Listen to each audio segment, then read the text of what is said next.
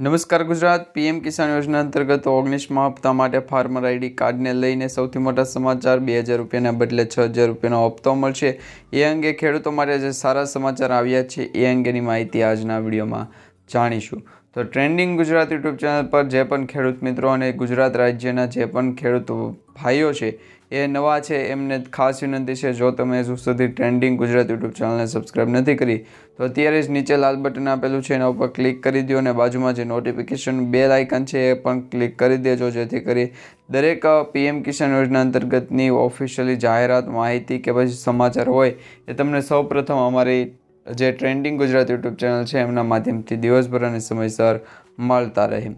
તો મિત્રો તમને ખાસ કરીને જણાવી દઈએ કે પીએમ કિસાન યોજના અંતર્ગત જે હપ્તો મેળવવા માટે તમારે હવે કેટલા દિવસ સુધી રાહ જોવી પડશે અને તમે કેટલા દિવસ પહેલાં છે અગાઉ અરજી કરી શકો, તો જેથી કરી તમને જે પીએમ કિસાન યોજના અંતર્ગત હપ્તો આપવામાં આવે છે તો લાભ આપવામાં આવે છે એ તમારા બેંક એકાઉન્ટમાં છે ડાયરેક્ટ ડીબીટીના માધ્યમથી છે જમા થઈ જાય। તો ખાસ કરીને આજનો વિડીયો અંત સુધી જોતા રહેજો।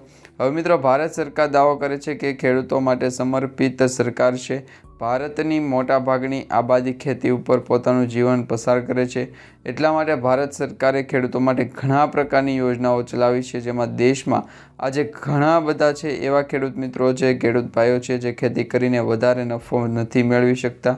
આ ખેડૂતોને ભારત સરકાર તરફથી આર્થિક મદદ કરવામાં આવે છે અને આ આર્થિક મદદથી ખેડૂતો સુધી જે પહોંચાડવામાં આવતા પૈસા છે, નાણાં છે, એ ડીબીટીના માધ્યમથી બેંક એકાઉન્ટમાં ટ્રાન્સફર કરી દેવામાં આવે છે, જેમાં ખાસ કરીને સરકાર દ્વારા છે પીએમ કિસાન યોજના ચલાવવામાં આવી રહી છે અને આ પીએમ કિસાન યોજના અંતર્ગત ડીબીટીના માધ્યમથી દરેક ખેડૂત મિત્રો જેમને રજિસ્ટ્રેશન કરાવેલું છે, ફોર્મ ભરેલું છે, એમને 2000 રૂપિયાનો હપ્તો છે આપવામાં આવે છે।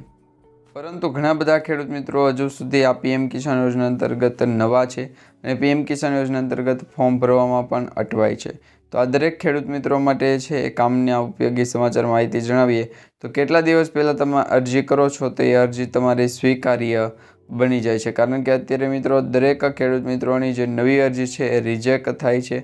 તો આ તમારી રિજેક્ટ થતી અટકાવવા માટે તમારી જે પીએમ કિસાન યોજના અંતર્ગતની અરજી છે એમાં પ્રધાનમંત્રી કિસાન સન્માન નિધિ યોજના હેઠળ પાત્ર ધરાવતા ખેડૂતોને દર 4 મહિનામાં 2000 રૂપિયાના 3 હપ્તા છે એ વાર્ષિક આપવામાં આવે છે, એટલે કે વાર્ષિક 6000 રૂપિયાની આર્થિક સહાય મદદરૂપે આપવામાં આવે છે। અરજી કરવા માટે કોઈ વિશેષ સમય નક્કી નથી કરવામાં આવેલો, તમે કોઈ પણ સમયે અરજી કરી શકો છો। જોકે જો તમે ઈચ્છો છો તો તમારા આગળનો હપ્તો સમયસર તમારા બેંક ખાતામાં જમા થાય તો તમારે છે એ પોતાનું લાયક સુનિશ્ચિત કરતાં વહેલી તકે છે અરજી કરવી પડશે। અરજી પ્રક્રિયા પૂર્ણ થયા પછી અને વિગતોની ચકાસણી કર્યા પછી તમને આગામી હપ્તાના લાભ મેળવવા માટે છે એ આ યોજના અંતર્ગત શરૂ કરી દેવામાં આવશે, એટલે કે તમારા ડીબીટી, એફટીઓ અને પેમેન્ટ પ્રોસેસ છે એ ઇનેબલ કરવામાં આવશે, એટલે કે શરૂ કરવામાં આવશે, જેથી કરી તમને 2000 રૂપિયાનો 19મો હપ્તો છે આવવાનું શરૂ થઈ જાય, મળવાનું શરૂ થઈ જાય। હવે આ રીતે તમે છે એ યોજનાનો લાભ લઈ શકો છો, પરંતુ એ યોજના અંતર્ગત છે એ ઘણા બધા ખેડૂત મિત્રોને ખેડૂત ભાઈઓનું ફોર્મ છે રિજેક્ટ થાય છે। સરકારે વર્ષ 2018માં આ જે પ્રધાનમંત્રી કિસાન સન્માન નિધિ યોજના છે શરૂ કરી હતી। આ યોજના હેઠળ ભારત સરકારે ખેડૂતોને વાર્ષિક 6000 રૂપિયાની આર્થિક સહાય આપે છે। જે ખેડૂતો આ યોજનામાં નોંધણી નથી કરી શક્યા તેઓ સરળતાથી આ યોજનામાં પોતાનું નામ જોડી શકે છે। એવામાં ખેડૂતોને છે એ ખબર પડવી જોઈએ કે ખબર હોવી જોઈએ કે આ હપ્તો છે આવવાના કેટલા દિવસ પહેલાં આ યોજનામાં અરજી કરી શકાય। અરજી કરવા માટે કોઈ જરૂરી ડોક્યુમેન્ટ અથવા તો દસ્તાવેજો છે એમાં આધાર કાર્ડ, બેંક ખાતાનું સ્ટેટમેન્ટ, જમીન દસ્તાવેજ અને નોંધાયેલા જે મોબાઈલ નંબર છે, તમારો રજિસ્ટર જે મોબાઈલ નંબર છે એ તમારે આપવાનો રહેશે।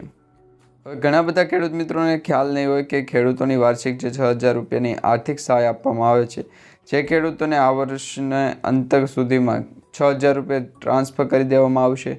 આ યોજનામાં નોંધણી નથી કરી શક્યા તેઓ સરળતાથી આ યોજનામાં પોતાનું નામ જોડી શકે છે। એવા માટે મિત્રો ખેડૂતોને છે ખબર પડવી હોવી જોઈએ। હપ્તો આવ્યાના કેટલાય દિવસો પહેલાં આ યોજનામાં અરજી કરવી શકાશે। અરજી કરવા માટે જરૂરી ડોક્યુમેન્ટમાં આધાર કાર્ડ, બેંક ખાતાનું સ્ટેટમેન્ટ, જમીન ડોક્યુમેન્ટ અને નોંધાયેલ જે રજિસ્ટર મોબાઈલ નંબર છે તમારે આપવાનો રહેશે। હવે પીએમ કિસાનની જે અધિકારી એટલે કે ઓફિશિયલી જે વેબસાઇટ છે pmkisan.government.in એના ઉપર જઈ અને તમારે ન્યૂ ફાર્મર રજિસ્ટ્રેશન ઉપર ક્લિક કરવાનું છે, આ વિકલ્પ પસંદ કરવાનો છે, જેમાં માધ્યમે ઓનલાઈન તમે અરજી કરી શકો છો અથવા ઓફલાઈન પણ અરજી કરી શકો છો। અરજી કર્યા બાદ પોતાની અરજીની સ્થિતિ ચેક કરવા માટે બેનિફિશરી સ્ટેટસ વિકલ્પનો ઉપયોગ કરી અને તમારું જે બેનિફિશરી લિસ્ટ અને સ્ટેટસ છે એ બંને પણ તમે ચેક કરી શકો છો. વધારે ઇન્ફોર્મેશન માહિતી માટે ટ્રેન્ડિંગ ગુજરાત યુટ્યુબ ચેનલને સબસ્ક્રાઈબ કરી લેજો અને નીચે આપેલ જે બેલ આઇકન તેમજ સબસ્ક્રાઈબ બટન છે એના ઉપર ક્લિક કરી દેજો, જેથી કરી આવી દરેક અપડેટ માહિતી છે તમને સમયસર નોટિફિકેશન સ્વરૂપે પણ મળતી રહેશે.